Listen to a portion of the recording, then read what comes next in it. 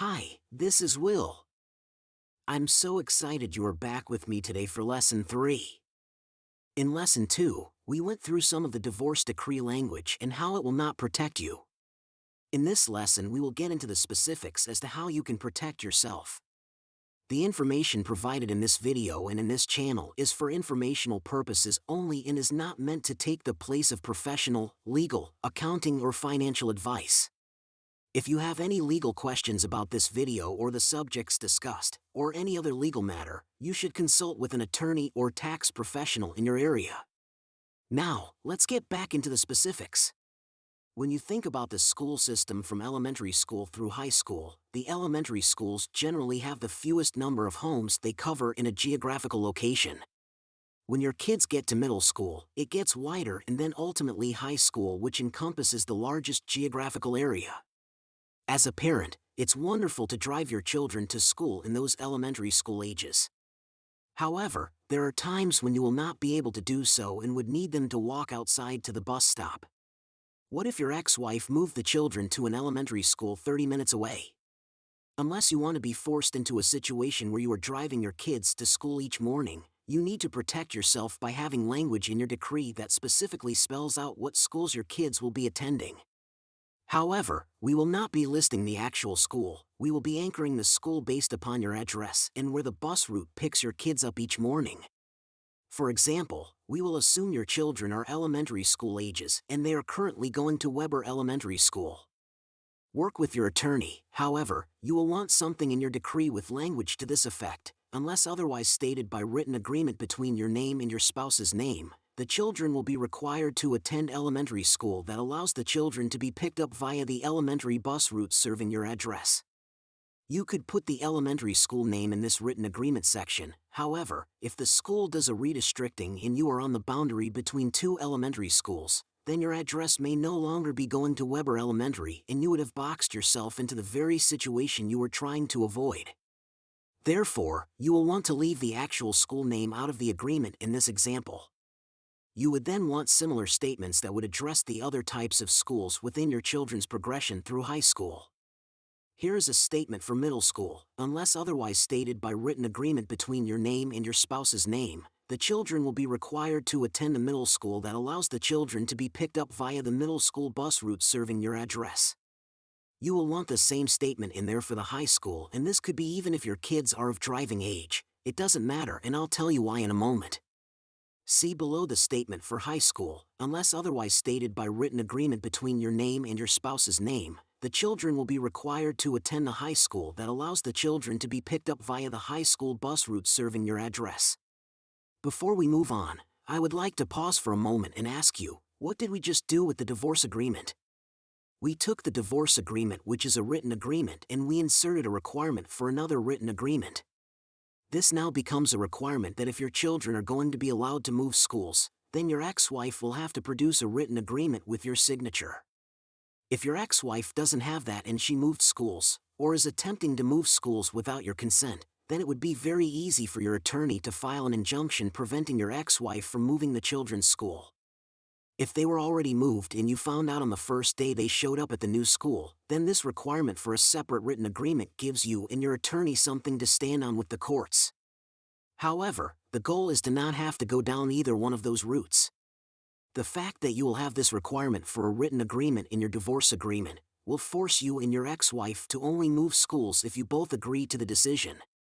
Now, in the previous example, we are talking about public schools. However, the same scenario exists if your kids currently go to a private school and you would like to guard against your ex-wife moving your children either to public school or move them to a different private school. In the previous example, let's assume that your children are currently in elementary school. This would restrict you and your ex-wife from moving to a home that is outside of these geographical boundaries. Once your children enter middle school, then it opens up a larger geographical area for you or your ex-wife to move. The same holds true once they get to high school.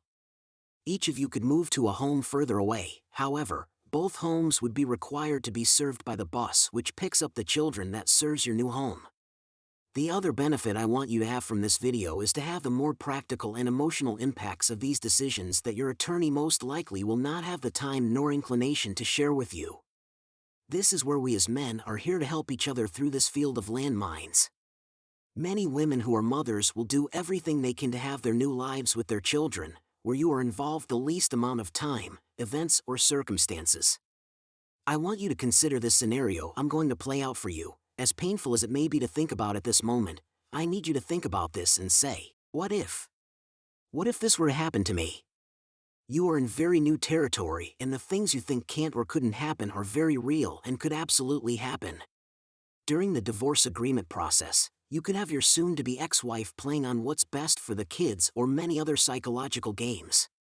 It will happen as they are trying to negotiate the best outcome for their new life just as you are for yours. Your soon-to-be ex-wife may give you these platitudes of you and she, co-parenting and being all chummy and celebrating birthdays together, going out to dinner together, etc. Here is the reality of what could or will happen. It's just a matter of time. Your divorce agreement is signed, and within 6 months, you go over to pick up your kids one morning and there is a strange vehicle parked out front. When you go to the door, your ex-wife introduces you to her new boyfriend who is in the house with your kids. Then consider this situation played out further. Within the next few months, your ex-wife has gotten engaged and is now married. Now you have to think back to all these conversations where you will be involved together and have this wonderful relationship while you are divorced. Now that certainly can happen and does happen, however, the statistics would show that that is not in the majority of cases but is rather in the minority of situations. Now, let's take this scenario where your ex-wife has her new husband.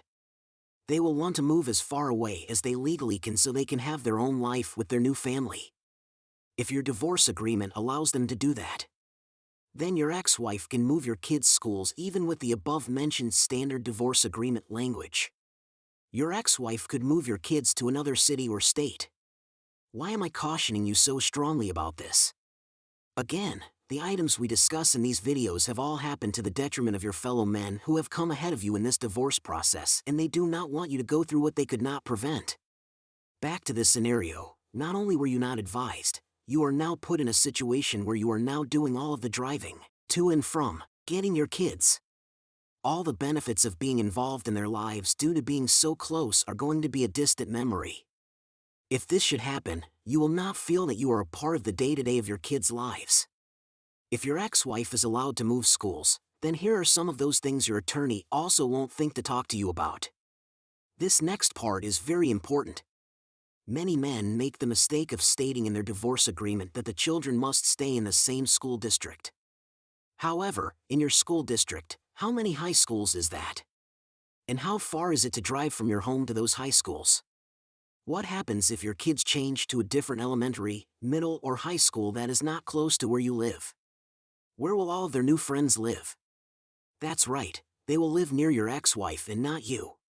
What this means is that when your kids are with you, setting up and having play dates or simply having your kids' friends over is not going to happen very easily unless there is a lot of driving involved, and those parents aren't going to want to do that. And when your kids and your kids' friends drive, they aren't going to want to do it either. What about kids that come over to each other's houses after school? That won't happen if you are not in the school hierarchy for your area where your kids are going. What about all of the school plays, sporting events, parent-teacher conferences? You will be driving much further for all of these scenarios, and it will wear on you, not to mention the dollars you will spend on additional gas and time you will have to account for, so you can get to all of those events on time. And, in addition to all this, for years, you could have resentment towards your ex-wife because she didn't even ask you, and just moved the kids, and now you are stuck dealing with all the consequences.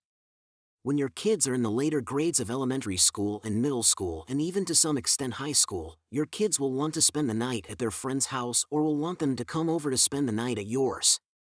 Again, this has to do with proximity. If you are not in the area where your kids live, then you will be deemed geographically undesirable. For many parents, depending upon the age of their children, they wouldn't want to make the drive, so you would have to possibly do pickup and drop off. Secondly, they may feel uncomfortable that you aren't close by, should anything go wrong. Now, after having said all of this, the other option that would alleviate these issues is that, should your ex-wife move to another part of town and you could see this situation unfolding, then sell your house or don't renew your lease and move to where your kids are. Most men going through a divorce will not have their head clear enough to think about all of these scenarios that will play out down the road. Do not think this could never happen to me. Remember, the premise for this YouTube channel is that all of these situations did happen to men just like you. They simply didn't think of these scenarios, or they thought about it, but didn't know how to protect themselves. Thank you for watching. Remember to hit subscribe and the alert icon so you will be notified as soon as a new video is released. In the upcoming videos, there are so many other situations that other men did not think through. Just think, all this information you are getting is like being in high school and you are taking your final exams. However, you have the key to all the answers. Remember, we've got your back. This is Will, signing off. Be sure to watch Lesson 4 next, and I'll see you there.